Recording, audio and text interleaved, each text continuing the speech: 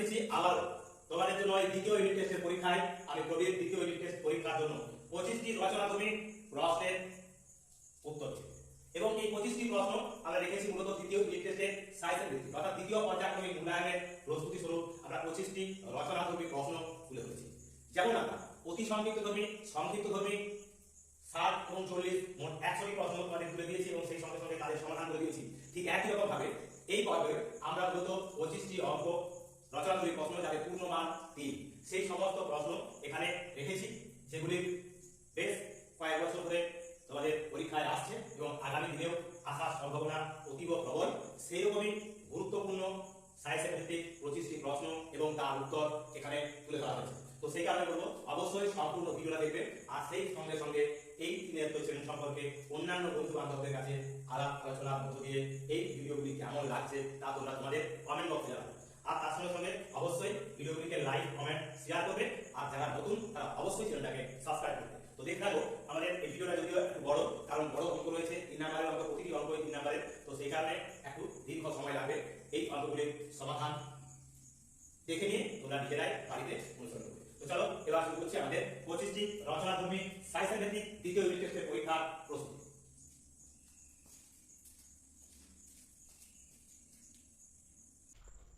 নমস্কার, আই প্রবীর। আজ আবারও চলে এসেছি আমরা ষষ্ঠ শ্রেণীর গণিতের দ্বিতীয় পর্যায়ক্রমিক মূল্যায়নের রচনাধর্মী প্রশ্নের উত্তর নিয়ে।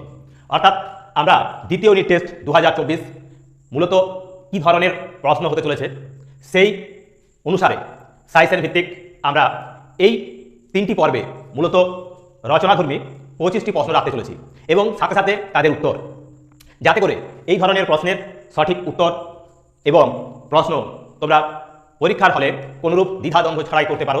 তেমনই গুরুত্বপূর্ণ 25টি প্রশ্ন তুলে ধরবো, যার মধ্য থেকেই তোমরা আগামী দ্বিতীয় ইউনিট টেস্টের পরীক্ষায় ভালো রকম সফলতা পেতে কোনো অসুবিধা হবে না। তো সেই কারণে আমি আমার সকল ভিউয়ার্স তথা সচেতন অভিভাবক এবং প্রিয় ছাত্রছাত্রীদের কাছে অনুরোধ করব, অবশ্যই সম্পূর্ণ ভিডিওটা দেখবে এবং সেই সাথে সাথে ভিডিওগুলি লাইক, কমেন্ট, শেয়ারের মধ্য দিয়ে আরও অন্যান্য বন্ধু বান্ধবদের মধ্যে ছড়িয়ে দেবে। আর প্রথমেই যে অঙ্কটি টুকে নিয়েছি তা হলো, অনিলবাবু তার মাসিক আয়ের 22% বাড়ি ভাড়া দেন।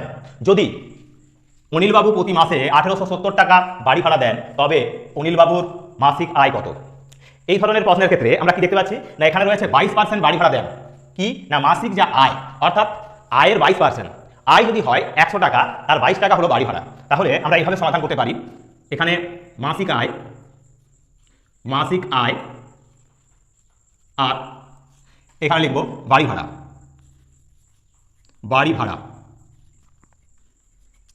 তাহলে মাসিক আয় যখন 100 টাকা, তখন বাড়ি ভাড়া হলো 22 টাকা। এখন এখানে দেওয়া আছে প্রতি মাসে 1870 টাকা হলো বাড়ি ভাড়া, তাহলে এই 1870 এখানে এটা হলো বাড়ি ভাড়া। তাহলে মাসিক আয় কত? এই মাসিক আয় বার করতে হবে। এখানে প্রশ্ন চিহ্নের দিকে আমরা তীরটা মেরে দিলাম। এখন এদের মধ্যে সম্পর্কটা কি? যেহেতু বাড়ি ভাড়া 22 ছিল, হয়ে গেল 1870, মানে বাড়ছে, সেক্ষেত্রে মনে রাখতে হবে যে আমাদের মাসিক আয়ও বাড়বে। তাই এটি হবে কি সম্পর্ক? না, এটা হবে আমাদের সরল সম্পর্ক।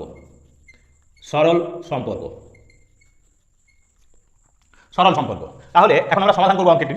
তাহলে কি লিখতে পারি না, যেহেতু এটা বাড়ছে এটাও বাড়বে, আমরা সব রূপে সরাসরি যদি লিখি বাড়ি ভাড়া, অতএব এই মাসিক আয় সমান সমান বাড়বে বলছি।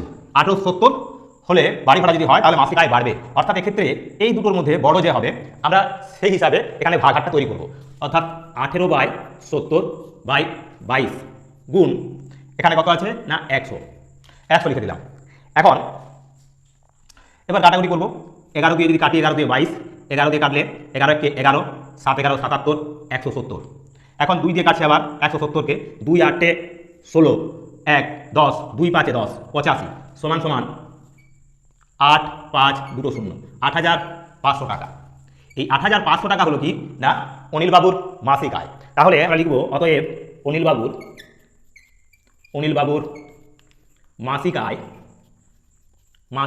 আয় সমান 8500 টাকা।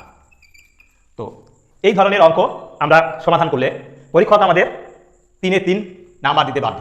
অর্থাৎ এই যে আমরা রচনাধর্মী প্রশ্নগুলি রেখেছি, এগুলির পূর্ণমান প্রতিটি প্রশ্নের জন্য 3 নাম্বার করে থাকবে। এরূপ প্রশ্ন থাকবে 4 থেকে 5টি। সেই কারণে দ্বিতীয় ইউনিট টেস্টের পরীক্ষায় এই ধরনের প্রশ্ন এবং তার উত্তর জেনে রাখা অত্যন্ত জরুরি। আর সেই কারণে অবশ্যই আমাদের ত্রিনেত্র চ্যানেলটি দেখতে হবে, তাহলে তোমরা এই ধরনের সাজেশন ভিত্তিক প্রশ্ন এবং তার সঠিক উত্তর তোমরা পেয়ে যাবে। তো সেই কারণে বলবো সম্পূর্ণ ভিডিওটা দেখো, তাহলে তোমাদের কাছে জলের মতো পরিষ্কার হয়ে যাবে আমাদের বাকি আরও 24টি প্রশ্ন। তো চলো এবার আমরা চলে যাবো আমাদের পরের অঙ্কে।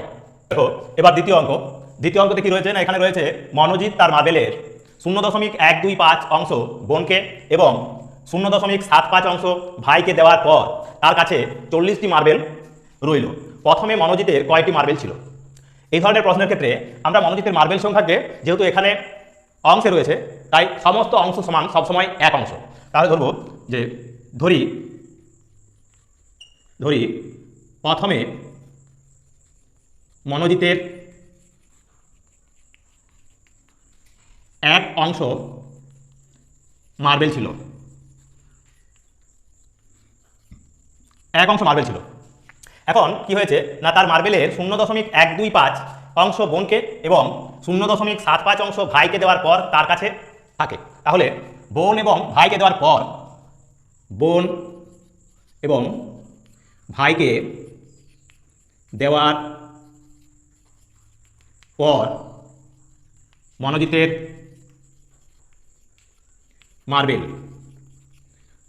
মার্বেল সমান সমান কী হবে না, এই 1 অংশ বিয়োগ বোনকে দিয়েছে 0.125 যোগ এখানে আছে ভাইকে 0.75 সমান সমান আমরা পাবো 1 বিয়োগ কত হচ্ছে না, এক্ষেত্রে আমরা যোগ করলে পাবো 0.5, এক্ষেত্রে পাবো 5। আমরা যোগটা করবো এভাবে 0.125 0.750 যোগ করলে হবে 578.0, অর্থাৎ 0.875 সমান সমান। এখন 1 থেকে যদি বিয়োগ করি তাহলে 5 কয় দাও 10, পাই দাও 10, 7 রেখে 8, 5 কয় দাও 10, পাই দাও 10, 7 রেখে 8, কয় দাও 10, 2 দাও 10, 8 রেখে 9, কয় দাও 10, 1 দাও 10, 1 একে মিলে যাবে, অর্থাৎ 0.125 অংশ। এটা এখনো মনোজিতের কাছে থাকবে, এত অংশ। এখন বলা আছে যে বোন এবং ভাইকে দেওয়ার পর তার কাছে 40টি মার্বেল রইল। তাহলে অংশ হিসাবে যদি লিখি আমরা, তাহলে এভাবে লিখব যে অংশ, এখানে অংশ আর এখানে মার্বেল সংখ্যা।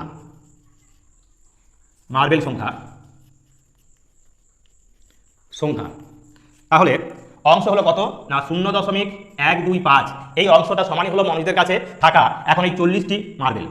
তাহলে 1 অংশ সমান কত? এখন সম্পর্কটা হবে এক্ষেত্রেও, যেহেতু অংশটা বেড়েছে, এই 0.125-এর চেয়ে 1 বড়, সে কারণে এটাও বাড়বে, মার্বেল সংখ্যা বাড়বে, অর্থাৎ সরল সম্পর্ক। তাহলে আমরা লিখব কি না, আমরা লিখব অতএব সরাসরি লিখব আমরা মার্বেল সংখ্যা সমান, যেহেতু বাড়বে বলছি, বেড়েছে তাই এখানে বাড়বে, তাই উপরে থাকবে 1, নিচে থাকবে 0.125 গুণ 40। এখন এই দশমিক তোলার জন্য আমরা উপরে আরও 1-এর পিঠে, যেহেতু এখানে দশমিকের পরে 3টে সংখ্যা, তাই 1-এর পিঠে আরও 3টে শূন্য বসিয়ে নেব। এখন কাটাকুটি করবো আমরা, 25 দিয়ে কাটলে হয় 25×5 = 125, 25×4 = 100 মানে 40, 5×8 হবে 40, সমান সমান দিয়ে লিখবো আমরা কত না 8×4 = 32, অর্থাৎ 320টি। তাহলে কি দাঁড়ালো, প্রশ্নে বলা হয়েছিল প্রথমে মনোজিতের কয়টি মার্বেল ছিল, বাড়ি প্রচণ্ড গরম, তো প্রথমে মনোজিতের কত মার্বেল ছিল লিখব, অতএব প্রথমে মনোজিতের 320টি মার্বেল ছিল। এই হলো আমাদের এই পর্বের দ্বিতীয় তথা রচনাধর্মী প্রশ্নের সাজেশন ভিত্তিক যে রচনাধর্মী প্রশ্ন আমরা করে চলেছি তার দ্বিতীয় প্রশ্ন এবং তার উত্তর। এইভাবে আমরা বাকি আরও যে অঙ্কগুলি রয়েছে তাদের সমাধান করব এবং এই পর্বে মূলত আমরা 7টি অঙ্ক তুলে ধরতে চলেছি। তো অবশ্যই সম্পূর্ণ ভিডিওটা দেখো, তাহলে তোমাদের কাছে এই রচনাধর্মী প্রশ্নগুলি জলের মতো পরিষ্কার হয়ে উঠবে। তো চলো এবার আমরা চলে যাবো আমাদের পরবর্তী অঙ্কে। তো এবার আমরা চলে এসেছি মূলত দুটো অঙ্ক নিয়ে, 3-এর দাগের এবং 4-এর দাগের। 3-এর দাগে রয়েছে মান নির্ণয় করো। এখানে বলা আছে 0.35 গুণ 0.35 যোগ 0.15 গুণ 0.15 যোগ 2 গুণ 0.35 গুণ 0.15 যদিও এটা বীজগাণিতিক সূত্র প্রয়োগ করে অতি সহজেই এর সমাধান।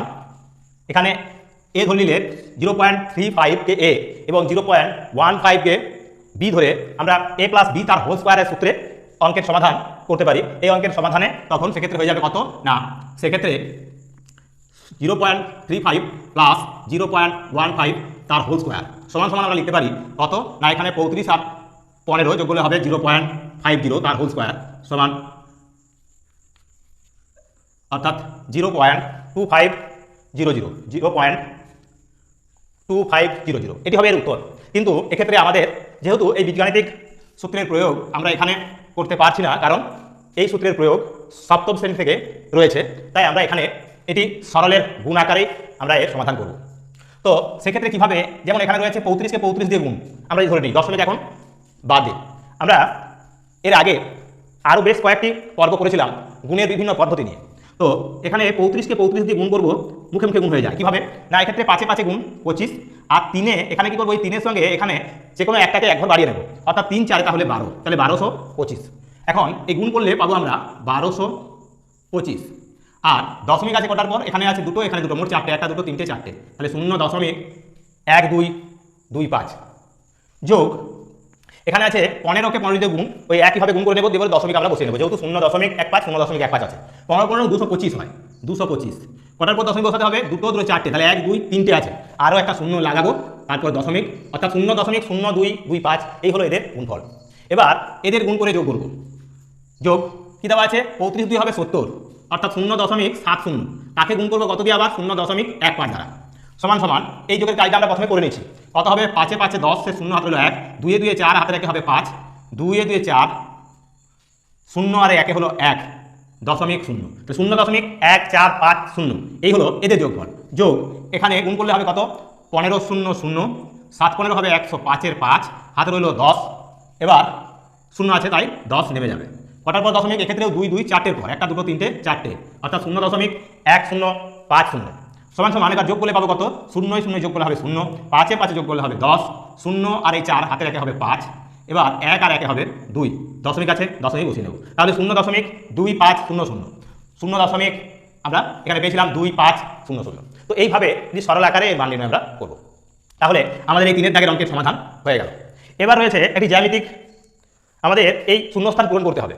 এখানে বলা আছে ঘনবস্তুর নাম কি না, ত্রিভুজাকার প্রিজম, তার তল সংখ্যা কত, ধার সংখ্যা কত, আর শীর্ষবিন্দুর সংখ্যা কত। প্রথমে আমরা এর ছবিটা আঁকছি, এর ছবিটা হবে এইরূপ। এখানে যদি আমরা এইভাবে একটা ত্রিভুজ আঁকি, ত্রিভুজ আকৃতির পিরামিড, তাহলে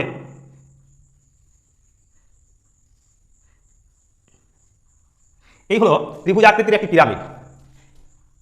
এটা এই পিরামিডের এগুলো হলো তল, এটা একটা তল, এখানে এই একটা তল, আবার এটা একটা সম্পূর্ণ তল, আর এই একটা তল। সর্বমোট তল সংখ্যা হলো তাহলে 4টি, তল আছে 4টি। একটি তাহলে একটি, এই একটি হলো একটি তল, এই একটি হলো আরও একটি তল 2টি, আর এই রূপে রয়েছে একটি 3টি, আর এই একটি, মোট হলো 4টি তল। মোট হলো আমাদের ত্রিভুজ আকৃতি পিরামিড নয়, ত্রিভুজ আকৃতির প্রিজম বলেছে। তাহলে এখানে আমরা তল সংখ্যা পেলাম কত না 4টি, আর ধার সংখ্যা হবে কত, ধার হলো 1 2 3 4 5 6টা ধার, এই হলো এর 6টি ধার। আর শীর্ষবিন্দু সংখ্যা সমান সমান 1 2 3 4টে, তাহলে শীর্ষবিন্দু সংখ্যা হবে 4। তো এই হলো আমাদের 3 এবং 4-এর দাগের অঙ্কের সমাধান। অর্থাৎ আমরা রয়েছি ষষ্ঠ শ্রেণীর গণিতের দ্বিতীয় পর্যায়ক্রমিক মূল্যায়নের প্রস্তুতির 2024 তার রচনাধর্মী প্রশ্ন নিয়ে এবং তার সাথে সাথে সমাধান। তো চলো এবার আমরা চলে যাবো আমাদের পরবর্তী অঙ্কে। এবার আমরা চলে এসেছি আমাদের 5-এর দাগের অঙ্কে। 5-এর দাগের অঙ্কেতে কি রয়েছে না, এখানে বলা আছে 5 অঙ্কের বৃহত্তম সংখ্যা লিখো, যাকে 16 24 30 ও 36 দিয়ে ভাগ করলে প্রতি ক্ষেত্রে 3 ভাগ শেষ থাকবে। এই জাতীয় অঙ্কের ক্ষেত্রে আমাদের কি করতে হবে, প্রথমেই এই 16 24 30 36 এদের লসাগু করব। তাহলে 16 24 30 আর 36 এদের লসাগু করে নিচ্ছি। 2 দিয়ে গেলে হবে 2 8 16, 2 12 24, 2 15 30, 2 18 36। 2 দিয়ে গেলে হবে 2 4 8, 2 6 12, 15 নেমে গেল, 2 9 18। 2 দিয়ে গেলে হবে 2 2 4, 2 3 6, 15 নেমে গেল, ক্ষেত্রে 9 নেমে গেল। এখন 3 দিয়ে যাবে, 2 নেমে গেল, 3 1 3, 3 5 15, 3 3 9। তাহলে লসাগু সমান সমান হবে, লসাগু সমান সমান আমরা লিখব 2 2 2 তিনটে 2 3 গুণ 2 গুণ 3 গুণ 2 গুণ 1 গুণ 5 গুণ 2 5 গুণ 3। তাহলে আমরা পাচ্ছি কত 2 দুগুণে 4 4 দুগুণে 8 8 তিনে 24 24কে 10 দিয়ে গুণ করলে হবে 240 240কে 3 দিয়ে যদি গুণ করি 3 24 হবে 3 24 72 মানে 720 720 হলো এদের লসাগু। এখন বলা আছে 5 অঙ্কের বৃহত্তম সংখ্যা লিখো। 5 অঙ্কের বৃহত্তম সংখ্যা কি না 5টা 9। সেই 5টা 9কে আমরা ভাগ দেব কত দিয়ে এই 720 দিয়ে ভাগ করলে একবার গেল 720 9 নামলো 2 কয় দাও 9 7 দাও 9 7 কয় দাও 9 2 দাও 9 279। এখন এই 9টা নেমে এলো হলো 2729 এই 99 7 দিয়ে গেলে 7 3 21 7 4 28 হলে বেশি হচ্ছে তার 3 বার গেল 3 0 0 3 2 6 3 7 21 9 3 6 639 আবার 9 নামলো। এখন 7 9 63 9 বার গেলে আর 8 বার গেলে 8 7 56 আমরা 9 বার যদি চালাই 9 দুগুণে 18 আর 9 7 63 64 বেশি হয়ে যাবে তাই 8 বার চালাবো 8 0 0 8 দুগুণে 16 6 হাত হলো 1 আর 7 56 আর 1 হবে 57 9 6 কয় দাও 9 3 দাও 9 7 কয় দাও 13 6 দাও 13 5 6 মিলে গেল।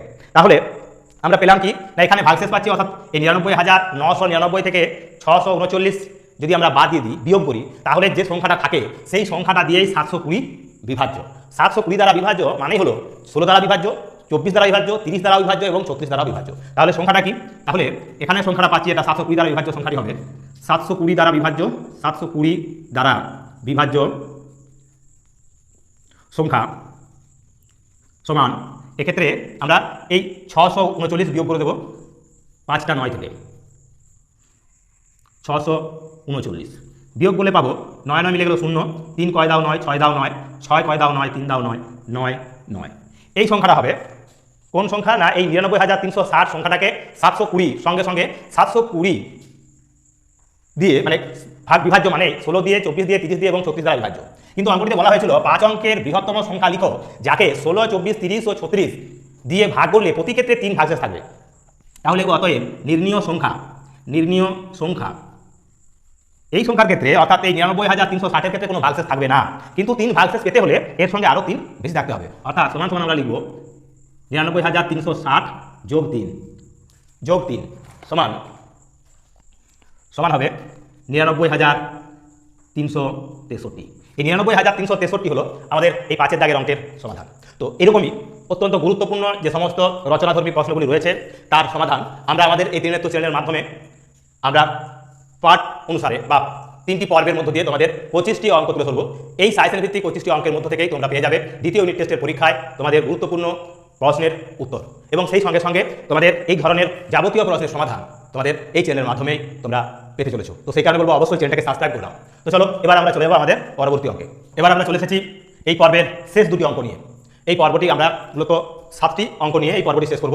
যদিও আমরা এই দ্বিতীয় পর্যায়ক্রমিক মূল্যায়নের জন্য মোট 25টি প্রশ্ন রেখেছি, তার মধ্যে ভিডিওটা বড় হয়ে যাবে, তাই প্রথমে আমরা ছোট ছোট পার্ট করে 3টি পর্বে ভেঙে নেবো আমরা আমাদের এই 25টি প্রশ্নকে এবং সেই প্রশ্নগুলোকে আমরা তোমাদের সমাধান করে দেবো। তো সেই কারণে এই পর্বের যে 7টি অঙ্ক সেই 7টি অঙ্ক আমরা সমাধান করতে চলেছি। 5টি অঙ্কের সমাধান এর মধ্যেই তুলে দিয়েছি, এখন রইল বাকি দুটি। এই দুটি প্রশ্নের উত্তরও আমরা এখনই তুলে দেবো। তো সেই কারণে বলবো অবশ্যই সম্পূর্ণ ভিডিও দেখো আর সেই সঙ্গে সঙ্গে লাইক কমেন্ট এবং শেয়ার করে অন্যান্য বন্ধু বান্ধবদের মধ্যে ছড়িয়ে দাও। আর তার সাথে সাথে অবশ্যই যারা নতুন এই চ্যানেলে আসছো চ্যানেলটিকে সাবস্ক্রাইব করে রাখো। তো চলো দেখো 6 দাগের অঙ্কে রেখেছি কি 4 অঙ্কের বৃহত্তম পূর্ণবর্গ সংখ্যা লিখো যা 6 12 18 20 দিয়ে বিভাজ্য। তো এক্ষেত্রে আমাদের প্রথমেই কাজ হবে এই 6 12 18 এবং 20 এদের লসাগু করা। লসাগুলো হবে 2 3 6 2 6 12 2 9 18 2 10 হবে 20। আবার 2 দিয়ে চালাচ্ছি 3 নেমে গেল 2 3 6 9 নেমে গেল 2 5 10। এখন 3 দিয়ে চালাবো 3 1 3 3 1 3 3 3 9 5 নেমে গেল। তাহলে লসাগু সমান সমান হবে কত? লসাগু সমান লিখবো আমরা 2 গুণ 2 গুণ 3 গুণ 3 গুণ 5 সমান সমান লিখতে পারি 2 দুগুণে 4 4 3 12 12 5 60 60কে 3 দিয়ে গুণ করলে হবে 180। এই 180 হলো আমাদের কোন সংখ্যা না এই 180 হলো আমাদের এদের লসাগু। এখন বলা হয়েছে 4 অঙ্কের কোন বৃহত্তম পূর্ণবর্গ সংখ্যা। 4 অঙ্কের বৃহত্তম পূর্ণবর্গ সংখ্যা আমাদের খুঁজতে হবে। এখন এখানে এই 180-র মধ্যে যদি দেখি তাহলে বর্গ সংখ্যা হলো এই দুটো 2 নিয়ে একটা বর্গ আছে আর এই দুটো 3 নিয়ে বর্গ আছে, একটা 5 আছে। একে বর্গ সংখ্যা করতে গেলে আমাদের এখনও একটা 5-এর প্রয়োজন ছিল, তাহলে এটা বর্গ হয়ে যাবে। অর্থাৎ 180 এর গুণিতক পূর্ণবর্গ সংখ্যা হিসাবে আমরা যদি পাই তাহলে পাবো কি না 180 এর গুণিতক সমান সমান, এখানে একটা 5 কম ছিল তাই 180কে আমরা 5 দিয়ে গুণ করে লিখে নেব 900। 900 হলো একটা পূর্ণবর্গ সংখ্যা, কিন্তু আমাদের চাওয়া হয়েছে 4 অঙ্কের বৃহত্তম পূর্ণবর্গ সংখ্যা। এখানে 4 অঙ্কের বৃহত্তম পূর্ণবর্গ সংখ্যা চাওয়া হচ্ছে, যা 900 নয়, 900 হলো 3 অঙ্কের সংখ্যা। তাই 4 অঙ্কের বৃহত্তম সংখ্যা হলো 180 এর গুণিতক 180 গুণ 5 সমান সমান 900, একটি পূর্ণবর্গ সংখ্যা যার দুটো 2, দুটো 3 এবং এই দুটো 5, যেহেতু এখানে একটা 5 ছিল আর একটা 5 দিয়ে গুণ করে আমরা পেয়ে গেছি 900। এখন 900 এর গুণিতক বার করবো, যেটা হবে 4 অঙ্কের বৃহত্তম পূর্ণবর্গ সংখ্যা। তাহলে 900 গুণ 1-এর বর্গ, মানে 1-এর বর্গ দিয়ে গুণ করলে হবে 900। আবার 900 একে 2-এর বর্গ দিয়ে গুণ করছি, তাহলে কত হবে? তার মানে 4 দিয়ে গুণ, 4 9 36, অর্থাৎ 3600। এবার 900কে আমরা 3-এর বর্গ দিয়ে গুণ করতে পারি, 3-এর বর্গ দিয়ে গুণ করলে কত হবে? অর্থাৎ 9 দিয়ে গুণ, মানে 9 9 8100। এবার এই 900কে আমরা 4-এর বর্গ দিয়ে গুণ করতে পারি, অর্থাৎ 16 দিয়ে, 9 16 144 দুটো। তাহলে এখানে দেখা যাচ্ছে এটা 3 অঙ্কের, তাই এটা হবে না। 4 অঙ্কের বৃহত্তম বলা আছে, এটা হচ্ছে 4 অঙ্কের, এটাও 4 অঙ্কের, এই দুটো হলো 4 অঙ্কের। আবার এটা আছে 3 3 4 3 7 অঙ্কের, তাই এটা হবে না। তাহলে এই দুটোর মধ্যে হবে কে বড়? এটা আছে 3600, এটা আছে 8100। তাহলে 4 অঙ্কের বৃহত্তম পূর্ণবর্গ সংখ্যাটি কি হবে? অতএব 4 অঙ্কের বৃহত্তম পূর্ণবর্গ সংখ্যাটি হলো সমান সমান 8100। এটি হবে এর উত্তর। ঠিক একই রকমভাবে এবার আমরা চলে যাব আমাদের এই পর্বের শেষ অঙ্কটিতে। এই পর্বের শেষ অঙ্কেতে বলা রয়েছে কি না, এই অঙ্কের শেষ অঙ্কে বলা আছে সরল করো -49 এর বিপরীত সংখ্যা -39 এর বিপরীত সংখ্যা প্লাস -29 এর বিপরীত সংখ্যা -19 এর সরল করতে বলা আছে। তাহলে -49 এর বিপরীত সংখ্যা কি হবে না +49, ব্র্যাকেটের বাইরে রয়েছে মাইনাস, মাইনাস দিলাম। আবার ব্র্যাকেটের মধ্যে রয়েছে -39 এর বিপরীত সংখ্যা, তাহলে সেটিও হবে +39। আবার রয়েছে এখানে প্লাস, তাই প্লাস দেবো। -29 এর বিপরীত সংখ্যা, তাহলে ব্র্যাকেটের ভিতরে লিখবো আমরা +29। এবার আছে মাইনাস, ব্র্যাকেটের ভিতরে আছে -19 লিখলাম। সমান সমান দিয়ে আমরা লিখবো কি না, এবার যদি আমরা এই বন্ধনীগুলো ভেঙে নিই তাহলে হবে 49 মাইনাসে প্লাসে হবে -39, প্লাসে প্লাসে হবে প্লাস, প্লাসে প্লাসে হবে +29, এখানে আছে মাইনাস, ব্র্যাকেটের বাইরে ব্র্যাকেটের ভিতরে রয়েছে মাইনাস, তাই মাইনাসে মাইনাস হবে +19। সমান দিয়ে আমরা লিখতে পারি কত না 49 থেকে যদি 39 বিয়োগ করি পাবো 10, 10 যোগ 29 যোগ 19, এদের যোগ করলে কত হবে? অর্থাৎ 19 আর 10 29, 29 দুগুণে হবে 58। এই 58 হলো আমাদের এই পর্বের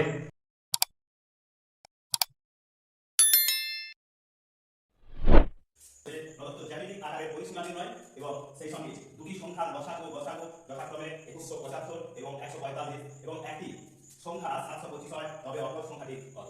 এই দুটি সংখ্যা দিয়ে আমরা আমাদের এই পর্যায়ে এই পর্বটি শুরু করব। তো তার আগে বলবো অবশ্যই এই ভিডিওটি সম্পূর্ণরূপে দেখবে, সেই সঙ্গে সঙ্গে লাইক কমেন্ট শেয়ার করবে।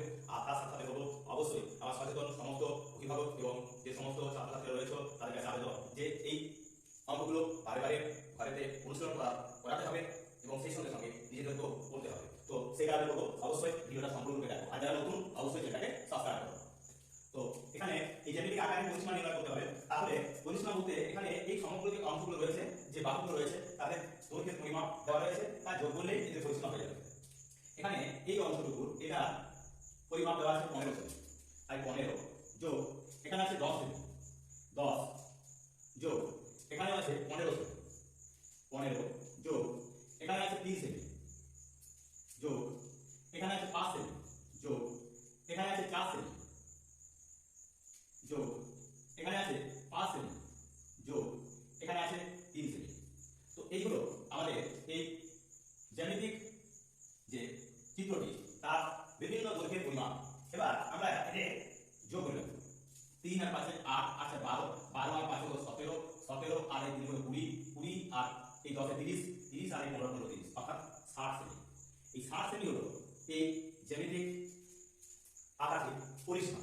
অর্থাৎ আমাদের প্রথম পর্বের 8 দাগের অঙ্কের সমাধান আমাদের হয়ে গেল। এই রূপে আমরা সমাধান করব। চলে যাবো আমরা আমাদের এই 9 তারিখ অঙ্কে। এখানে বলা আছে দুটি সংখ্যার লসাগু এবং গসাগু যথাক্রমে 175 এবং 145 এবং একটি সংখ্যা দেওয়া আছে 725 হয়, তবে অপর সংখ্যা কত? অপর সংখ্যা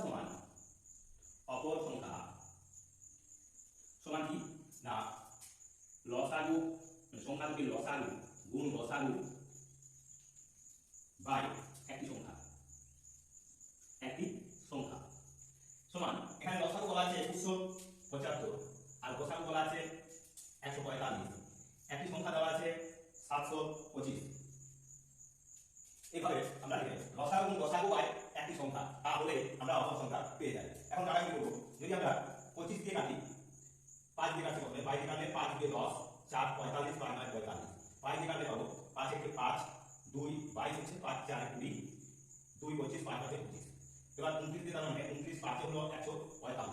এবার 22 যদি কাটি 175 কে তাহলে হবে 5 4 20 1 17 হলো 5 3 15 2 25 5 5 25 সমান সমান লিখতে পারি আমরা 435। এই 435 হলো আমাদের এই 9 দাগের অঙ্কের সমাধান। তো এইভাবে আমরা আমাদের যে দ্বিতীয় পর্যায়ক্রমিক মূল্যায়নের প্রতিটি অঙ্ক অর্থাৎ গুরুত্বপূর্ণ যে অঙ্কগুলি রয়েছে তা সায়েন্স ভিত্তিক প্রশ্নপত্রে রেখেছি এবং সেই সঙ্গে সঙ্গে তার সমাধান করে দিচ্ছি।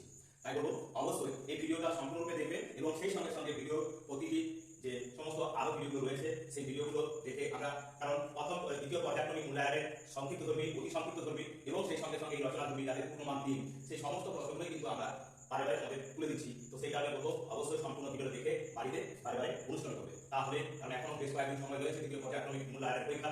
তো অবশ্যই তোমরা আমাদের সফলতা অর্জন করবে। তো চলো এবার আমরা চলে যাবো আমাদের পরের অঙ্কে। এবার আমরা চলে এসেছি 10 এবং 11 দাগের অঙ্কে। 10 দাগের অঙ্কে বলা আছে 4 অঙ্কের বৃহত্তম পূর্ণবর্গ সংখ্যা নির্ণয় করো যা 12 18 ও 30 দ্বারা বিভাজিত। এই ক্ষেত্রে আমাদের প্রথমে করতে হবে কি, এই অঙ্কগুলো অর্থাৎ 12 18 এবং 30 এদের লসাগু। তাহলে 12 18 আর 30 এদের লসাগু 2 6 12 2 9 18 2 15 30। 3 দিয়ে গেলে 3 2 6 3 3 9 3 5 15। তাহলে লসাগু সমান সমান পাচ্ছি আমরা লসাগু সমান 2 গুণ 3 গুণ 2 গুণ 3 গুণ 5 সমান কত হচ্ছে? এই ক্ষেত্রে 2 দিয়ে 6 6 দিয়ে 12 12 দিয়ে 36 36 কে আমরা 22 দিয়ে গুণ করলে হবে 5 6 30 আর 5 দিয়ে 15 আর 3 হবে 180। এগুলো আমাদের লসাগু। কিন্তু এখানে যা হচ্ছে পূর্ণবর্গ সংখ্যা। তো এখানে পূর্ণবর্গের ক্ষেত্রে আমরা কি জানি না জোড়া জোড়া থাকে। যেমন এক্ষেত্রে দুটো 2 রয়েছে, দুটো 3 রয়েছে, এরা জোড়া আকারে আছে। মানে এখানে একটা 5 আরো একটা 5 হলে সেটাও তো কি না পূর্ণবর্গ সংখ্যা। তাই লসাগু পাচ্ছি 180। এখন এটা পূর্ণবর্গে যদি আনতে চাই তাহলে লসাগু হবে কত? তাহলে তখন আমরা লিখব সমান, এখানে আমরা লিখতে পারি হবে যে 180 এর গুণিতক সমান সমান এই 180 গুণ 5 5 দিয়ে গুণিতকটা বার করব, অর্থাৎ 5 8 90 মানে 900। এই 900 হলো সেই সংখ্যা যেটা হলো কিনা পূর্ণবর্গ সংখ্যা। এখন আমার কাছে চাওয়া হচ্ছে কি 4 অঙ্কের বৃহত্তম পূর্ণবর্গ সংখ্যা। 4 অঙ্কের বৃহত্তম পূর্ণবর্গ সংখ্যা হচ্ছে 900 এর এখন আমরা গুণিতক বার করব। এখন 900 এর গুণিতক, তাহলে 900 গুণ 1 এর বর্গ, 900 সঙ্গে যদি 1 এর বর্গকে গুণ করি তাহলে হবে 900। 900 সঙ্গে যদি আমরা 2 এর বর্গ গুণ করি তার মানে 4 4 গুণ করলে 9 4 36 3600। 900 সঙ্গে যদি আমরা 3 এর বর্গ গুণ করি তাহলে হবে অর্থাৎ 9 এর সঙ্গে আমাদের 900 গুণ 9 9 8100। এবং যদি আমরা এই 900 কে গুণ করি 4 এর বর্গ দিয়ে অর্থাৎ 16 9 16 144 দুটো শূন্য, তাহলে এখানে আমরা পাচ্ছি এটা হলো 3 অঙ্কের সংখ্যা, এটা হলো আমাদের 4 অঙ্কের সংখ্যা, এটাও 4 অঙ্কের সংখ্যা আর এটা হলো আমাদের 5 অঙ্কের সংখ্যা। এখন উত্তরে চাওয়া হয়েছে কি 4 অঙ্কের বৃহত্তম পূর্ণবর্গ সংখ্যা। তাহলে 4 অঙ্কের বৃহত্তম পূর্ণবর্গ সংখ্যা কি আছে? না এক্ষেত্রে আছে এই 300 বার, এখানে এই 3600 এবং 81 আর এটা আছে 5 অঙ্কের এটিও বার। তাহলে থাকলো কি 3600 এবং 81। তারপরে বড়কে 4 অঙ্কের বৃহত্তম পূর্ণবর্গ সংখ্যা হবে কত? না 81। অতএব 4 অঙ্কের বৃহত্তম পূর্ণবর্গ সংখ্যা সমান সমান 81। এই হলো আমাদের এই 10 এর দাগের অঙ্কের সমাধান। অর্থাৎ এই আমাদের 10 এর দাগের অঙ্কের সমাধান হয়ে গেল। এবার আমরা চলে যাব আমাদের 11 দাগের অঙ্কে। 11 দাগের অঙ্কে বলা আছে 6 8 10 ও 12 দ্বারা বিভাজ্য এমন একটি সংখ্যা নির্ণয় করো যেটি 300 ও 500 এর মধ্যে থাকবে। তাহলে এই ক্ষেত্রে আমরা এই 6 8 10 12 এদের লসাগু 6 8 10 আর 12 এদের লসাগু দিচ্ছি। তাহলে কত হবে? 2 দিয়ে 4 2 3 6 2 4 8 2 5 10 2 6 12 আবার 2 দিতে আছি, তাহলে 3 নেমে গেল, 2 দিয়ে 4, 5 নেমে গেল, 2 দিয়ে 6। এখন 3 দিয়ে দিচ্ছি, তাহলে 3 1 3, 2 দিয়ে নেমে গেল, 5 নেমে গেল, 3 1 3। তাহলে লসাগু কত পাচ্ছি? লসাগু সমান 2 গুণ 2 গুণ দুটো 2, তারপরে আবার একটা 3, তারপরে আবার আছে 1 একটা দশমিক এখানে 2 5, 2 এবং 5। তাহলে 5 দিয়ে 10, 10 দিয়ে 30, 30 দুগুণে 60, 60 দুগুণে হয় 120। এই 120 হলো তাহলে কি না এই 6 8 10 এবং 12 এর লসাগু। এখন বলা হয়েছে কি না 300 এবং 500 এর মধ্যে থাকে এমন একটি সংখ্যা আমাদের নির্ণয় করতে হবে যা 300 এবং 500 মধ্যে থাকে। তাহলে এই 120 এর গুণিতক আমরা এখন রাখবো গুণিতক। তাহলে 120 গুণ 1 সমান 120, 120 গুণ 2 সমান 12 গুণে 24 240, 120 গুণ 3 অর্থাৎ 3 12 36 360, 120 গুণ 4 সমান 4 12 48 480। এবার 120 গুণ 5 অর্থাৎ 5 12 60 600। এখন আমাদের কাছে চাওয়া হয়েছিল কি বলা হয়েছিল যে 300 এবং 500 মধ্যবর্তী যে সংখ্যা, এখানে 300 এবং 500 মধ্যে এই 120 এবং 240 এরা উভয়ই বাদ যায় না, তাহলে এরা কেবল 300 এবং 500 বাদে নেয়। এখন হলো 360 এবং 480 600, এই 600 সংখ্যাটাও বাদ, কারণ এটি 300 হচ্ছে ছোট নয়, আবার 500 হচ্ছে ছোট নয়, এটি 500 বড়, তাই 300 এবং 500 বাদে নেয়, আছে কে না 360 এবং 480। তাহলে অতএব নির্ণীয় সংখ্যা সমান 360 ও 480। এই হলো আমাদের এই পর্বের যে দ্বিতীয় দুটি অঙ্ক ছিল সেই দুটি অঙ্ক আমরা সমাধান করলাম। এখানে আমাদের 10 এবং 11 দাগের অঙ্কের সমাধান হয়ে গেল। 11 দাগের অঙ্কের কাছে সমাধান আমরা পেলাম 360 এবং 480। তো এরকমই গুরুত্বপূর্ণ যে অঙ্কগুলি রয়েছে সেই অঙ্কগুলি আমরা তোমাদের তুলে ধরছি, তোমরা অবশ্যই বাড়িতে গিয়ে বারবার পরিশ্রম করবে। তো চলো এবার আমরা দেখব আমাদের পরের অঙ্কে 12 এবং 13 দাগের অঙ্কের সমাধান। 12 দাগের অঙ্কে বলা আছে একটি বর্গাকার পাত রেলিং দিয়ে ঘিরতে প্রতি মিটার 50 টাকা হিসাবে 57,800 টাকা খরচ হয়। পাতের ক্ষেত্রফল কত? এটি একটি বর্গাকার পাত, এটি রেলিং দিয়ে ঘেরা অর্থ এইভাবে এটি রেলিং দিয়ে ঘেরা আছে, মানে এক্ষেত্রে এটা এর পরিসীমাটা পাওয়া আছে, বলা আছে একটি বর্গাকার পাতের রেলিং দিয়ে ঘিরতে প্রতি মিটার 50 টাকা হিসাবে 57,800 টাকা খরচ হয়। তাহলে লিখব অতএব বা সুতরাং পাতের পরিসীমা সমান 50 টাকা হিসাবে খরচ হচ্ছে, মোট খরচ হলো 57,800 টাকা। তাহলে 57,800 কে আমরা 50 দিয়ে ভাগ, 0 0 কেটে গেল, পাই দিয়ে কাটছে, এখন পাই দিয়ে কাটলে 5 1 কে 5, 5 1 কে 5, 2 থাকে 28, 5 5 এ 25, 3 30, 5 6 30, অর্থাৎ 1156 মিটার। এটি হলো এর পরিসীমা। এখন পরিসীমা সমান কি জানি আমরা, বর্গক্ষেত্রের পরিসীমা সমান হলো 4 × বাহু, অর্থাৎ 4 গুণ বাহু, কারণ 4টি বাহু এর সমান। তো সেক্ষেত্রে লিখব অতএব পাতের একটি বাহু সমান এই 1156 আর তো 4, অর্থাৎ 1156 কে আমরা যদি 4 দিয়ে ভাগ করি তাহলে একটা বাহু পেয়ে যাবো, কারণ এটা আমরা পরিসীমা পেয়ে গেছি। পরিসীমাকে 4 দিয়ে ভাগ করলে পাই আমরা একটা বাহু। তাই এখন 4 দিয়ে ভাগ করছি, 4 2 8, 3 থাকে 35, 4 8 কে 32, 32 থাকে 3 36, 4 9 36, 289 মিটার। 289 মিটার, অর্থাৎ এই প্রতিটা বাহু হবে 289 করে, 289 মিটার, 289 মিটার।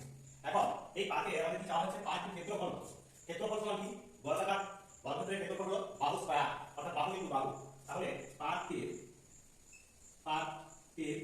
ক্ষেত্রফল সমান বাহু গুণ বাহু সমান 289 গুণ 289 বর্গ মিটার সমান লিখতে পারি কত, অর্থাৎ 289 কে আমরা 289 দিয়ে গুণ করব।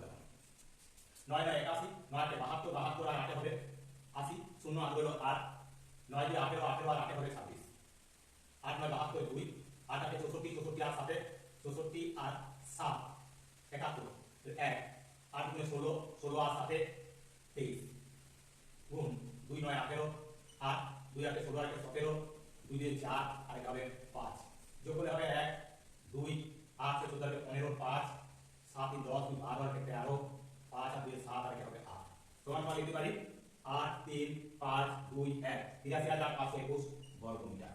এটি হবে এই বর্গাকার পাতের ক্ষেত্রফল। এগুলো আমাদের 12 দাগের অঙ্কের সমাধান। তাহলে আমরা কয়েকটা পথে পরিসীমা বার করে নিয়েছি, পরিসীমা থেকে আমরা বাহু বার করে নিয়েছি, বাহু থেকে আমরা ক্ষেত্রফল চলে এসেছি। এটি হয়ে গেল আমাদের 12 দাগের অঙ্কের সমাধান। এবার 13 বলেছে 50 এবং 100 এর মধ্যবর্তী দুজোড়া সংখ্যা লিখো যাদের গসাগু হবে 16।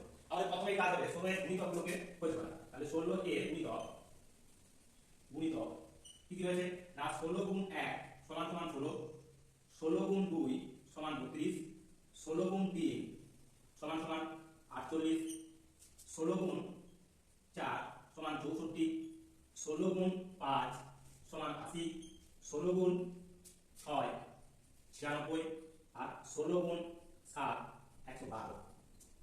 তো এখানে আমাদের চাওয়া হয়েছে 50 থেকে 100 এর মধ্যে, বাকি যেগুলো আছে তাদের প্রথমে চেপে বাদ দিই।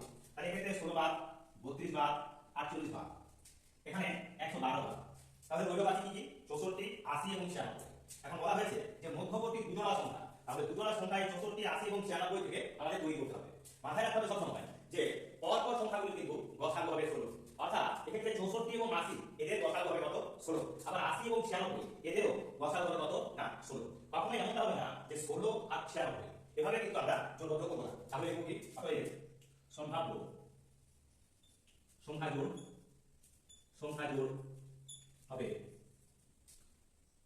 64, 80 এবং 80, 96। এই হলো আমাদের 13 দাগের অঙ্কের সমাধান। তো এইভাবে আমরা আমাদের এই পর্বের 6টি অঙ্কের এখন পর্যন্ত সমাধান তোমাদের তুলে দিলাম। আশা করব তোমরা এই অঙ্কগুলোকে খুব ভালোভাবে বাড়িতে অনুশীলন করবে, তাহলে তোমরা এই অঙ্কগুলি পরীক্ষার হলে নিশ্চিতভাবে সম্পন্ন করতে পারবে এবং সেই সঙ্গে ফুল নাম্বার পেয়ে যাবে। তো চলো এবার আমরা চলে যাবো আমাদের পরের অঙ্কে। অবশ্যই আমরা চলে এসেছি আমাদের 14 এবং 15 দাগের অঙ্ক।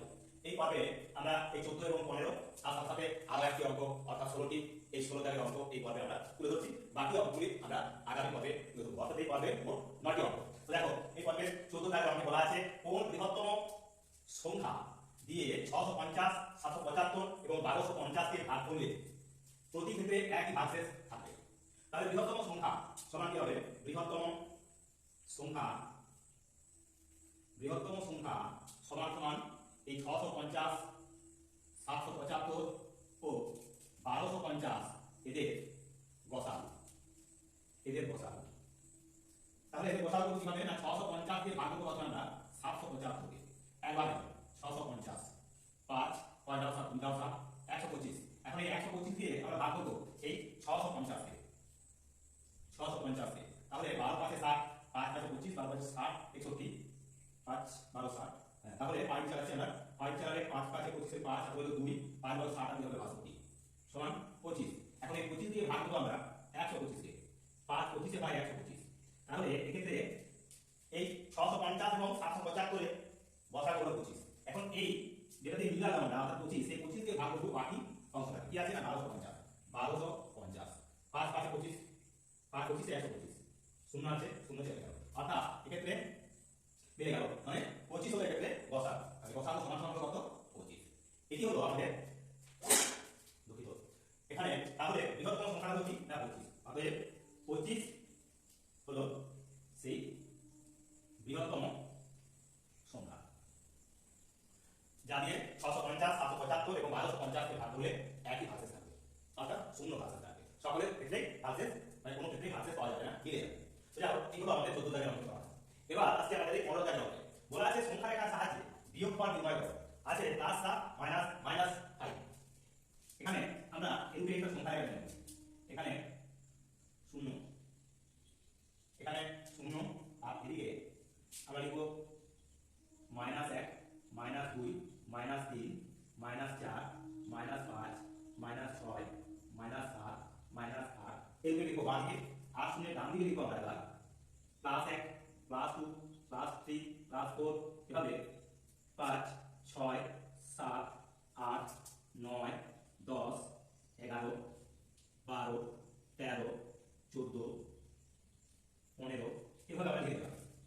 তো এখানে বলা আছে কি +7, তাহলে আমাদের যেতে হবে এই শূন্য থেকে +7 মানে ডান দিকে গেলাম +7, এটা হলো +7।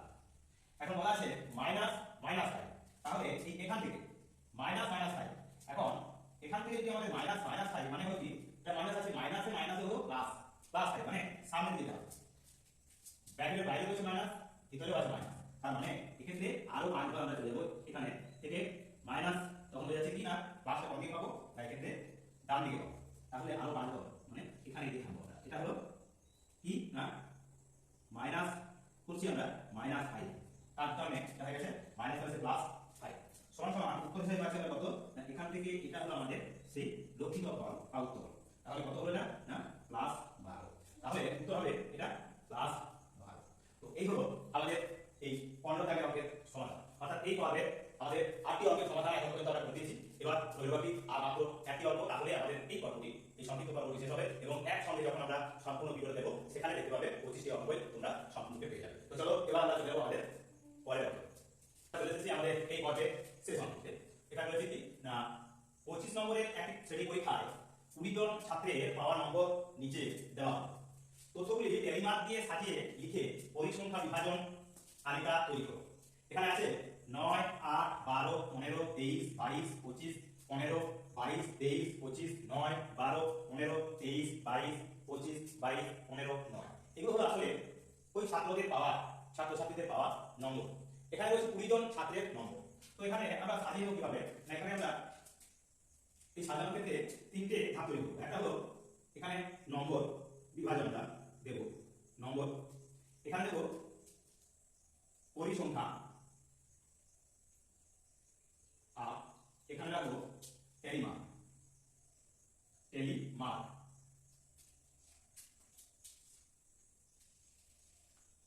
তো এক্ষেত্রে নম্বর কত, সবচেয়ে কম নম্বর যে ছাত্র পেয়েছে বা ছাত্রী পেয়েছে তা হলো 8।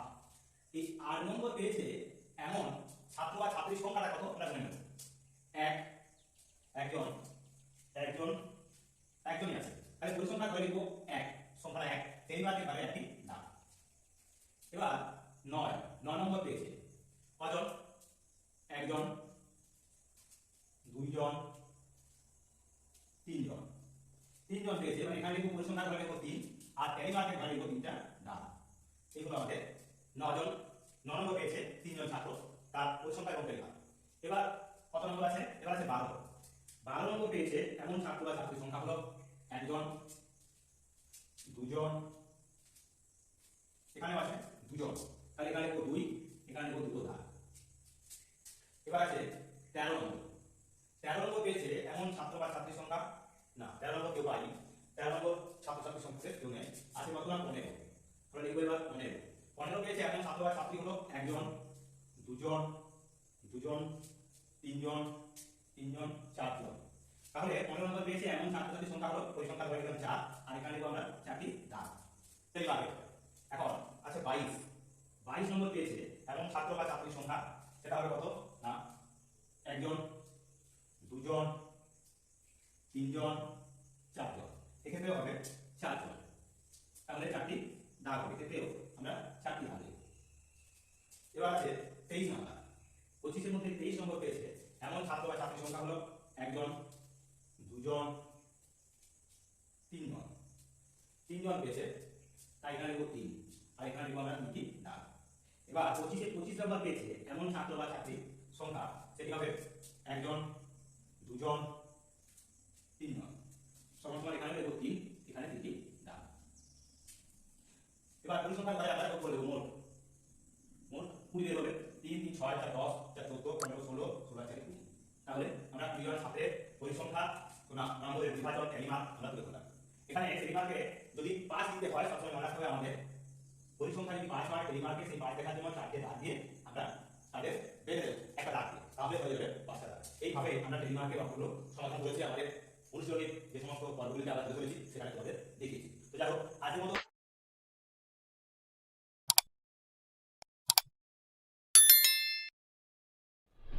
এই প্রতিটি প্রশ্নের নাম 3 করে। তো আজ আমরা 17 দাগের প্রশ্নে দেখেছি প্রথমে রামবাবুর ব্যাগের দোকানের এক সপ্তাহের ব্যয় বিক্রির তালিকা দেওয়া হবে, তা থেকে স্তম্ভচিত্র অঙ্কন করতে হবে।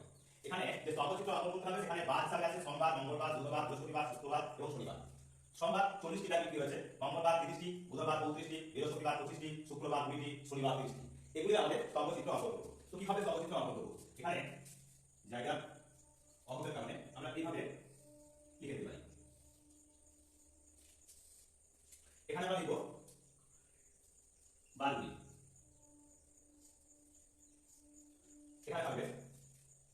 ব্যাগ সংখ্যা, ব্যাগ সংখ্যা। তো এখানে সোমবার, এখানে মঙ্গলবার, এখানে বুধবার, এখানে বৃহস্পতিবার, এখানে শুক্রবার, আর এখানে শনিবার।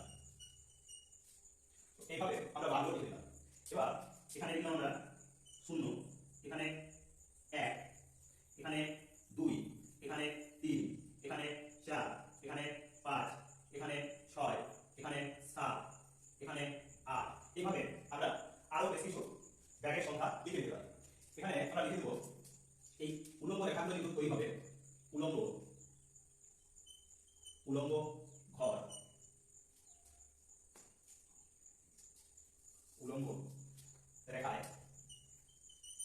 এক ঘর সমান 5টি ব্যাগ। উলম্ব রেখায় আমরা এই এক একটি ঘর সমান সমান আমরা ধরে নেব যে 5টি করে ব্যাগ। এখন সোমবার দিন, সোমবার দিন 40টি ব্যাগ বিক্রি করেছে রামবাবু। তাহলে এখানে এই উলম্ব ঘরটি হবে এইভাবে, আমরা অর্থাৎ এই সোজাসুজি আমরা ঘরটি তৈরি করে দেব। এইভাবে এটি হবে আমাদের এই রামবাবু। এই ঘরটি হবে কি না ব্যাগ বিক্রি, অর্থাৎ এই 8 5 40। এখন মঙ্গলবার দিন আছে 30টি, মানে 5 6 30। এখানে এই সোজাসুজি আমরা ঘরটি টেনে দেব। এটি হলো মঙ্গলবার দিন বিক্রি হওয়া ব্যাগের সর্বচিত্র। আর এটা হলো 35, মানে বুধবার দিন, অর্থাৎ এখানে আমরা এইভাবে করে দেবো এটা বুধবার দিন। আর বৃহস্পতিবার দিন আছে 25, মানে 5 5 25, অর্থাৎ এইভাবে এখান থেকে বেরোবে, এখানে এগিয়ে যেতে হবে। এটা হলো বৃহস্পতিবার 25। শুক্রবার আছে 20, অর্থাৎ 5 4 20, তার মানে আমরা এইভাবে দেবো 20। এবং শনিবার দিন আছে 30, অর্থাৎ এই লাইনে যাবে।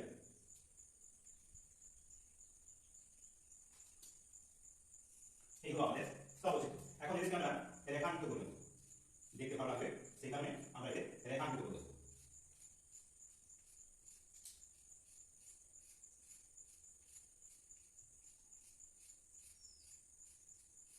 এই হলো স্তম্ভচিত্র। অর্থাৎ এই স্তম্ভচিত্রের মাধ্যমে আমরা তুলে ধরছি কি না রামবাবু এক সপ্তাহে কত ব্যাগ বিক্রি করেছেন। এই স্তম্ভচিত্র 8 ঘর পর্যন্ত গেছে এই উলম্ব রেখা। 8 ঘর সমান সমান 8 আছে 40, যেহেতু এক ঘর সমান সমান 5টি ব্যাগ। ঠিক একই রকম ভাবে এই ঘরটা গিয়েছে মঙ্গলবার দিন বিক্রি হয়েছে 30, যেহেতু এখানে তার মানে 6 ঘর, আমরা 6 ঘর পর্যন্ত গিয়েছি। এটা গেছে তাহলে 6 ঘর, এটা গেছে 8 ঘর, এটা গেছে 7 ঘর, এটা গেছে আমাদের বৃহস্পতিবার 5 ঘর 25, আর শুক্রবার দিন 4 ঘর 20, আর শনিবার দিন 6 ঘর সমান 30। তো এইভাবে আমরা সর্বচিত্রটা সম্পন্ন করব। তো এই হলো আমাদের আজকের এই পর্বের প্রথম অঙ্কের সমাধান। এইভাবে আমরা দ্বিতীয় ইউনিট টেস্টের গুরুত্বপূর্ণ যে অঙ্কগুলি রয়েছে তাদের সমাধান তুলে ধরছি। তো সেই কারণে বলবো সমস্ত ছাত্রছাত্রীরা অবশ্যই সম্পূর্ণ ভিডিওটা দেখো এবং এই 25টি প্রশ্নের ঘরে গিয়ে তোমরা ঘরেতে ভালোভাবে অনুসরণ করবে, তাহলে আগামী দ্বিতীয় ইউনিট টেস্টের পরীক্ষা তোমাদের অবশ্যই সফলতা হিসেবে ভালো হবে। তো চলো এবার আমরা চলে যাবো আমাদের পরের অঙ্কে। এই পর্বের দ্বিতীয় অঙ্ক, অর্থাৎ আত্মদায়ী অঙ্ক। এখানে রয়েছে কি না একটি শহরের বর্তমান জনসংখ্যা 26,250 জন। যদি জনসংখ্যা বৃদ্ধির হার বার্ষিক 4% হয়, তবে পরের বছর জনসংখ্যা কত হবে এবং 2 বছর পর জনসংখ্যা কত হবে? জনসংখ্যা বৃদ্ধির হার এখানে বলা আছে 4%, মানে বছরে বার্ষিক বলছে 4%। তার মানে আমাদের মনে রাখতে হবে যে বছরে যদি কোনো এক বছর জনসংখ্যা 100 জন হয়, তার পরের বছর হবে 100 জনের 4 জন বেশি, অর্থাৎ 104 জন। ঠিক একই রকম ভাবে আমাদের তাহলে বার করতে হবে কি না মোট জনসংখ্যা আছে 26,250 জন, তাহলে এক বছর পরে কত হবে? তাহলে আমরা লিখব জনসংখ্যা বৃদ্ধির হার বার্ষিক 4%। অতএব বর্তমান জনসংখ্যা সমান সমান 26,250 জন হলে পরের বছর জনসংখ্যা হবে সমান কত হবে না? সেক্ষেত্রে আমাদের জনসংখ্যা কি হবে না 4% বাড়বে, অর্থাৎ এই 100 জনে হবে 100 যোগ 4 গুণ আমরা কি করব ডাইরেক্ট 26,250 জন সমান সমান লিখতে পারি 104/100 গুণ 26,250। এখন এই শূন্য কেটে দাম, পাই দিয়ে কাটছি 5 দিয়ে 10, পাই দিয়ে কাটলে হবে 5 কাটে 25, 1 থাকে 12, 5 দিয়ে 10, 2 থাকে 25, 5 কাটে 25। এখন 2 দিয়ে কাটি তাহলে হবে 2 কাটে 10, 2 গুণে 4, অর্থাৎ 52 দিয়ে গুণ করব 525 একে গুণ করব আমরা 52 দিয়ে গুণ করলে হবে 2 5 10 2 দিয়ে 4 হবে 5 2 5 10 5 5 25 5 দিয়ে 10 আর 2 হবে 12 5 5 25 25 আর 1 হবে 26 অর্থাৎ 0 0 5 5 0 2 আর 1 3 6 আর 1 7 অর্থাৎ সমান সমান দিয়ে আমরা নিব কত না 27300 জন। তাহলে যে শহরে বর্তমান জনসংখ্যা 26250 জন সেই শহরে আমাদের এক বছর পর পরের বছর জনসংখ্যা হয়ে যাচ্ছে কত না এই 27300 জন। তারপর আমাদের পারলে এটা হলো আমাদের প্রথম অংশটির উত্তর। 2 বছর পর জনসংখ্যা কত হবে অর্থাৎ এক হাজার পাবে তাহলে লিখব অতএব 2 বছর পর জনসংখ্যা হবে সমান আমরা এইভাবে 104/100 গুণ 104/100 গুণ 26250। যেহেতু এখানে 2 বছর পর তাই দুবার লিখলাম। এক্ষেত্রে কাটাকুটি করলে একটা শূন্য আমরা আগে কেটে নিয়েছি একবার কেটে করে আমরা পেয়েছিলাম। তাহলে 104/100 কে যখন কাটাকুটি করবো তখন আমরা পাচ্ছি এখানে 2 5 10 আর এটা কেটে করে পেয়েছিলাম 25 525 এখানে এটা কেটে পেয়েছিলাম 52 2 কেটে পেয়েছিলাম 52 অর্থাৎ এই 27300 কে আমরা 27300 কে আমরা আরো 104 দিয়ে গুণ করব। এই 27300 কে আমরা গুণ করছি কত দিয়ে 104 দিয়ে 4 3 12 4 7 28 28 29 4 2 8 9 10 এখানে প্লাস দিয়ে 0 3 0 0 এগুলো সব শূন্য হয়ে যাচ্ছে। তাহলে হবে 10 দিয়ে গুণ করলে হচ্ছে কত না এখানে পাবো আমরা 10 দিয়ে গুণ করে লিখে পাবো 0 3 7 2 2 9 3 8 2 দুটো শূন্য। তাহলে আমরা পাবো 2 8 3 2 8 3 9 2 3 9 2 দুটো শূন্য বাই নিচে এখন দুটো শূন্য আছে তাহলে শূন্য শূন্য কেটে গেল অর্থাৎ 28392 জন। তাহলে যে শহরে লোক সংখ্যা বর্তমান 26250 সেই শহরে 4% হারে বাকি 4% হারে বৃদ্ধি পেয়ে এক বছর পরে হয়ে যাচ্ছে কত না 7300 জন এবং 2 বছর পর তার জনসংখ্যা হয়ে যাবে 8392 জন। তো এইভাবে আমরা কি করে দেবো বাইরে বৃষ্টি শুরু হয়ে গেছে বর্ষাকাল তাই মাঝে মধ্যে বৃষ্টি হচ্ছে আজও চিন্তা করি একটু আগে পর্যন্ত প্রচন্ড গরম ছিল এই মোটের মাঝেই একটু মুসলধারা বৃষ্টি যা কিছুটা হলেও কৃষকদের মনে স্বস্তির বিশ্বাস হবে। তো চলো এবার আমরা চলে যাবো আমাদের পরে আমাদের কোথায় যাবো বাইরে শুরু হয়েছে কোথায় আমাদের বিভিন্ন সাথে আপনার কিন্তু এখানে বিভিন্ন সাথে আপনার করা আমরা চল্লিশ সাথে আমাদের কিন্তু হয় এবং এই কাজগুলো নিয়ে এই মানে কাজের সংখ্যা আলাদা করে তো আমি এই কাজ এবার নয় আমাদের এখানে আমি প্রাপ্ত নম্বর কুড়ি না তারপরে কি এই নিচের করা এবারে কুড়ি না তারপর আমি বলা এই না এইভাবে আমাদের জায়গা কম আছে। এখন এই প্রাপ্ত নম্বর এখানে সবচেয়ে কম হলো না এখানে হচ্ছে 3 নাম্বার সবচেয়ে কম যে ছাত্র দিয়েছে 3 নাম্বার আমি এই 3 নাম্বার কত হবে এই 3 নাম্বার দিয়েছে এখানে যারা দিয়েছে তাহলে সবচেয়ে কম নাম্বার একজন দিয়েছে তাই আমি সংখ্যা কত আমরা 1 আর এখানে এই নাম্বার একই তাহলে এবার দিয়েছে কি এখন সাথে নম্বর হলো এখন কি আসলে এবার 11 নম্বর দিয়েছে এখন ছাত্র সংখ্যা একজন অর্থাৎ এক না এবার 11 করে 11 থেকে বড় রয়েছে 15 রয়েছে 15 রয়েছে 17 আছে 18 তাই আমি বললাম 15 নম্বর দিয়েছে একজন আর এক না 17 নম্বর দিয়েছে একজন আর এক না সবে এবার হচ্ছে আগে 15 নম্বর দিয়েছে আমার সাথে সংখ্যা ছিল এখানে হবে 3 এখানে হবে 17 এখানে হবে 11 এখানে হবে এই 15 এখানে পরে সব কিছু লাগছে আমি কোন দিয়েছে এখন সাথে সংখ্যা আমি লিখি আমি লিখলাম এখানে 8 দিয়েছে এখন 17 একজন তাই আমি কোন এক না এবার ওই সংখ্যা পাই দিলাম এখন 7 দিয়েছে তাই ওই সংখ্যা এখানে লাগে এবার বুঝে এবার বুঝে বলেছে আমি বলাই বুঝে এই বলেছে আর এই ঠিক আছে তাই এই সংখ্যা দিয়েছে এখন 7 লিখলাম না একজন এখানে এক এবং এক না এই যে রয়েছে তাহলে এই হবে এই যে রয়েছে কি না 30 আছে 30 আছে 30 আছে 29 দিয়েছে একজন এক না এবার হচ্ছে 31 29 পাই এবার আছে 31 31 সংখ্যা দিয়েছে এখন 7 আছে এখানে একজন আর এখানে বলতে হচ্ছে 31 আছে 30 আছে 30 দিয়েছে একজন 31 ছাড়া 30 লাগে 31 একজন 31 একজন আর 30 লোক 31 জায়গায় লাগে তাহলে এটা 27 মানে 27 দিতে পেরেছি 27 সংখ্যা দিয়েছে এখন 7 একজন আর এক এভাবে আমরা 7 দিয়েছি 33 দিয়েছি এবারে 31 হয়ে 31 হয়ে 30 31 হয়ে এবার 32 33 দিয়েছে এখন 7 এখানে 33 একজন এবার 33 হয়ে গেল এবার আমাদের একজন 34 সংখ্যা দিয়েছে এখন 7 ভালো একজন একজন 34 এক না এবার আছে 29 আছে 35 দিয়েছে এখন 7 34 এখানে 34 এখানে একজন এখানে আছে দুজন মানে দুজন দুই এখানে দুজন এবার এখানে সবগুলো পুরো রাখি তো এখানে কি 34 পরে লিখব আমরা 34 আছে 34 একজন এক না 29 আছে 29 আছে একজন এক না এবার 29 পরে আছে আলো আর এখানে আলো তিনটে আগে নামিয়ে দিই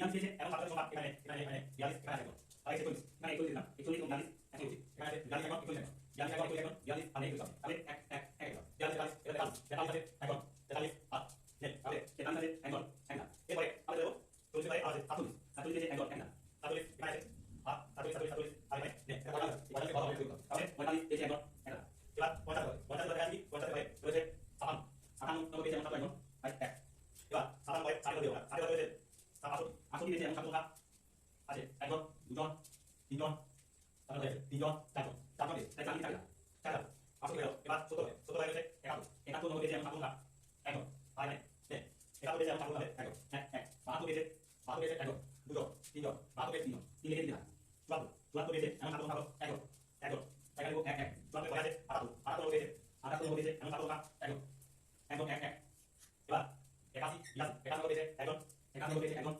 82 দিয়েছে একজন আর হচ্ছে 85 এবং 96 এগুলো এক 85 আর একজন আর 96 96 দিয়েছে একজন এইগুলো আমাদের ইংলিশে হবে আর তাহলে আপনাদের এইভাবে একাদা প্রথম দিয়ে এলা এবং পয়সা টাকা টাকা যদি প্রথমে 5 টাকা তাহলে আপনি এই সংখ্যাটি পাবেন তখন আপনি বলে দেবেন মানে আগে আগে এইভাবে আমরা বাকি দিও তো এইবারে ভিডিও তো এখানে বলা আছে 4 ঘন্টা 45 মিনিট 1 ঘন্টা 1 ঘন্টা 15 মিনিট 1 ঘন্টা 30 মিনিট অন্তর বাজে বেলা 3টের সময় ঘন্টাগুলি একসঙ্গে বাজার পর আবার কোন সময়ে ঘন্টাগুলি একসঙ্গে বাজে কে কতবার বাজে মানে কোন ঘন্টাটা কতবার বাজে তো আমরা প্রথমে কি করে নেব এখানে সকলকে একই করে নিলাম 45 মিনিট আছে একটা ঘন্টা 1 ঘন্টা সমান সমান 7 মিনিট 1 ঘন্টা 15 মিনিট সমান 75 মিনিট 1 ঘন্টা 30 মিনিট সমান সমান 90 মিনিট এখন এই এককগুলো অর্থাৎ 45 মিনিট 60 মিনিট 75 মিনিট এবং 90 মিনিট এতে লসাগু 45 60 75 90 5 আছে 5 9 45 5 12 60 5 15 75 5 18 90 আবার আমরা যাবো 3 দিয়ে 3 থেকে 9 3 4 12 3 5 15 3 6 18 এখন আবার 3 দিয়ে 3 1 3 4 নেমে গেল 4 নেমে গেল 5 3 2 6 এবার আমরা যাবো 2 দিয়ে 1 নেমে গেল 2 দিয়ে 4 5 নেমে গেল 2 দিয়ে 2 তাহলে লসাগু সমান হবে লসাগু সমান 5 গুণ 3 গুণ 3 গুণ 2 গুণ 2 গুণ 5 5 এ 10 10 গুণে 20 20 গুণে 60 60 গুণে 180 180 গুণে 900 অর্থাৎ 900 মিনিট 900 মিনিট পর তার মানে অর্থাৎ এই 900 মিনিট পর আবার ঘন্টাগুলো একসাথে আছে 900 মিনিটে আমরা এখন কত ঘন্টা কত মিনিট দেখেন তার জন্য 60 দিয়ে ভাগ করছি 60 একে 60 0 3 30 6 টা 30 মিলে গেল অর্থাৎ 15 ঘন্টা তাহলে এখানে ছিল বেলা 3টের সময় ঘন্টাগুলি একসঙ্গে বাজার পর আবার কোন সময় ঘন্টাগুলি একসঙ্গে বাজে অতএব বেলা 3টার পর 15 ঘন্টা বাদে অর্থাৎ 15 ঘন্টা বাদ মানে 12 সঙ্গে 15 3 সঙ্গে যদি আমরা 15 ঘন্টা যোগ করি তাহলে 3 সঙ্গে 12 ঘন্টা যোগ করলে বেলা 12টা হবে রাত্রি 3টে তার সঙ্গে তাহলে আরো দিন মানে সকাল অর্থাৎ পরের দিন সকাল 6টার সময় ঘন্টাগুলি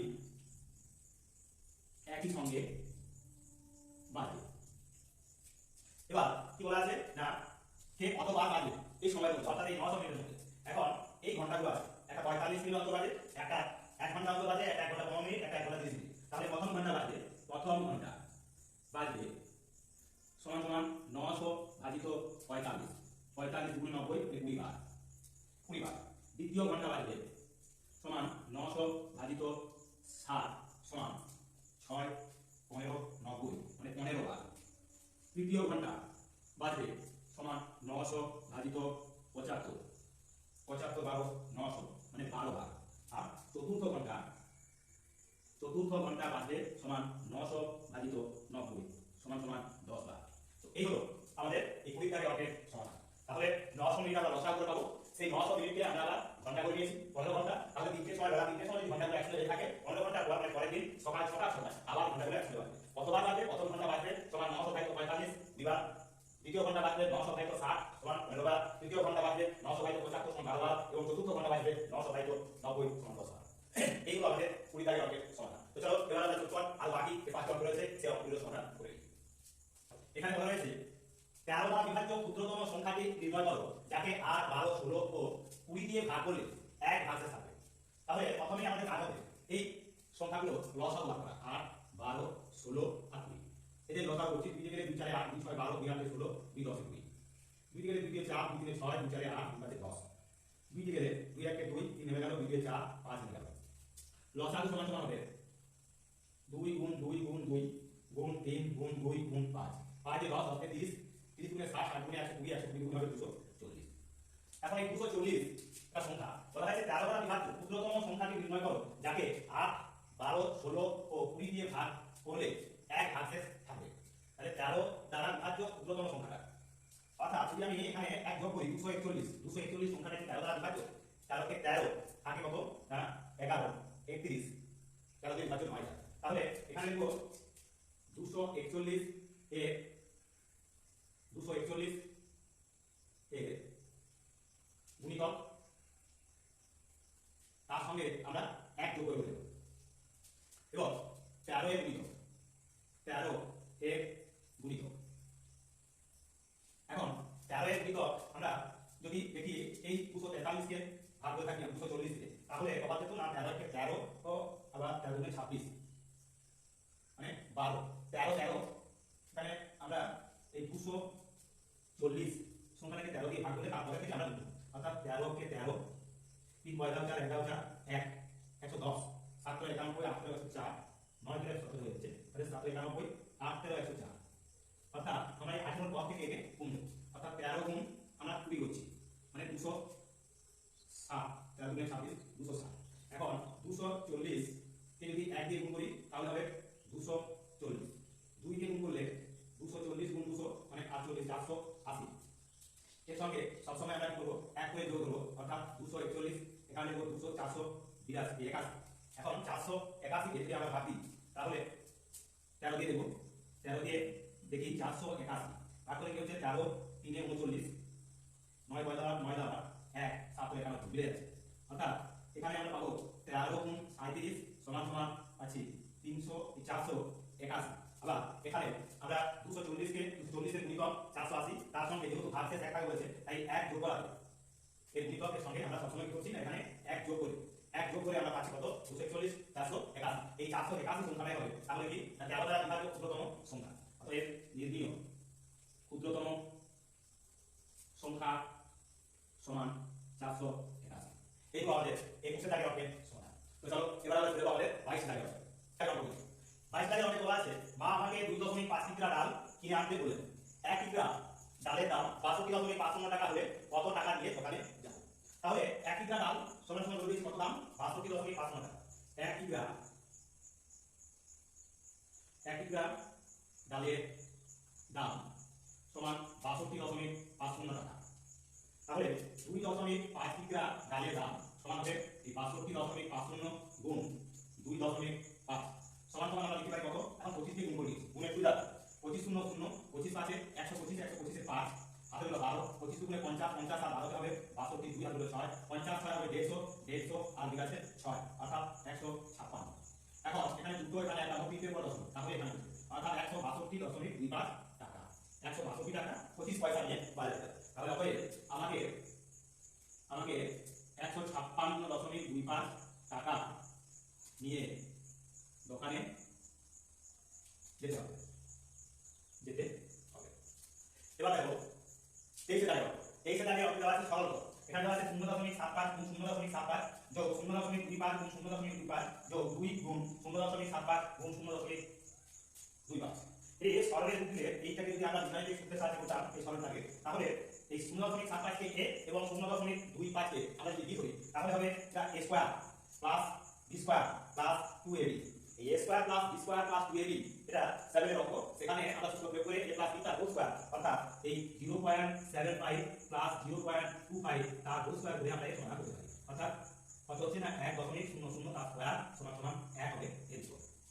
কিন্তু যেহেতু এটা সরল না সরলটাই আমরা এর সমান করব।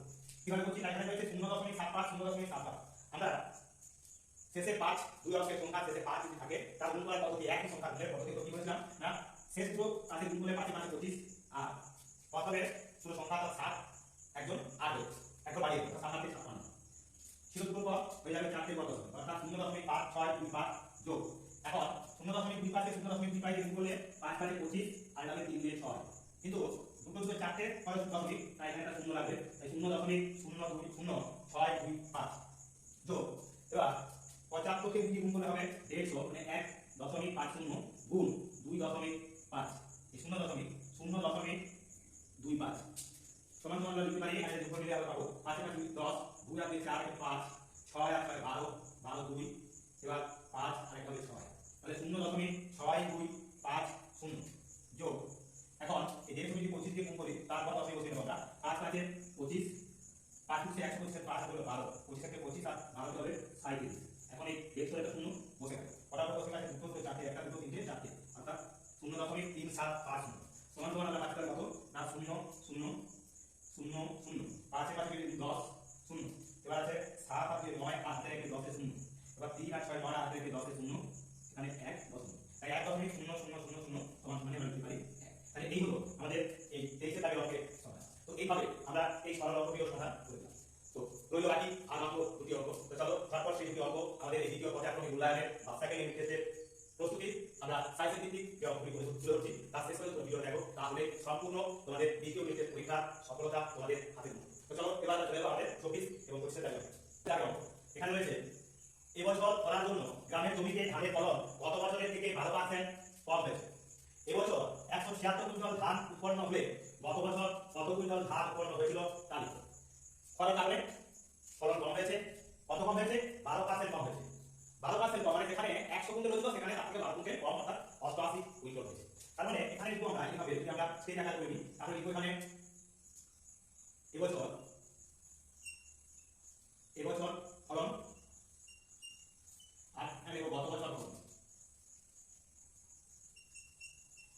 গত বছর যেখানে ছিল 100 কুইন্টাল সেখানে এবছর রেজাল্ট কত তার থেকে 12 কম 100 বিয়োগ 12 সমান সমান 88 এবছর যেখানে হয়েছে 176 কুইন্টাল 176 কুইন্টাল সেখানে গত বছর কত ছিল ফলন এটা আমাদের বার করতে হবে অর্থাৎ সরল সম্পর্ক তাহলে লিখব অতএব যেহেতু এবছরের ফলনটা 88 জায়গায় 176 হচ্ছে তাহলে গত বছরটা কি হবে সরল সম্পর্কে এটা বাড়বে তাহলে লিখব কি গত বছর ফলন ছিল সমান 176 বাই 88 গুণ 100 88 গুণে হলো 176 সমান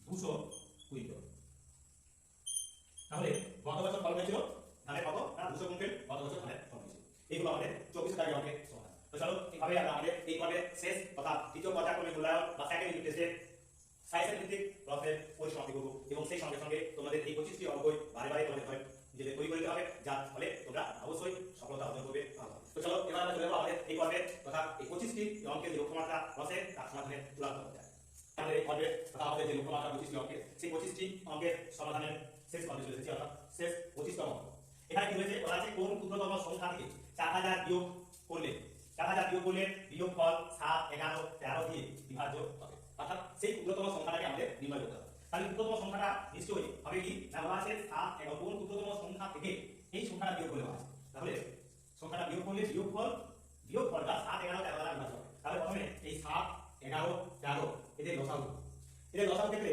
এদের যাবে না এরা প্রত্যেকই পরস্পর মৌলিক সংখ্যা তাই লসাগু সমান সমান হবে লসাগু সমান 7 গুণ 11 গুণ 13 সমান সমান আমরা 11 7 এর আগে করতে পারি 7 11 77 তাকে 13 দিয়ে গুণ করছি 7 11 91 7 91 91 আর 9 হবে 100 অর্থাৎ 1000 এই 1001 হলো আমাদের সেই সংখ্যা যাকে 7 11 এবং 13 দ্বারা বিভাজ্য সেই সংখ্যা তাহলে 7 11 13 দ্বারা বিভাজ্য ক্ষুদ্রতম সংখ্যা হলো কত না এর লসাগু সমান হলো 1001 এই সংখ্যা এখন বলা আছে কোন ক্ষুদ্রতম সংখ্যা থেকে এই 4000 বিয়োগ করবে তাহলে অতএব নির্ণীয় সংখ্যাটা হবে নির্ণীয় সংখ্যা সমান সমান 4000 যোগ 1001 সমান 5001 তাহলে নির্ণীয় সংখ্যা সমান 5001 এই 5001 সংখ্যাটা থেকে যদি আমরা 4000 বিয়োগ করি তাহলে কোথায় 1001 সেই 1001 সংখ্যাটা এই 7 11 13 দিয়ে বিভাজিত এইগুলো আমাদের 25 এর দাগের অঙ্কের সংখ্যা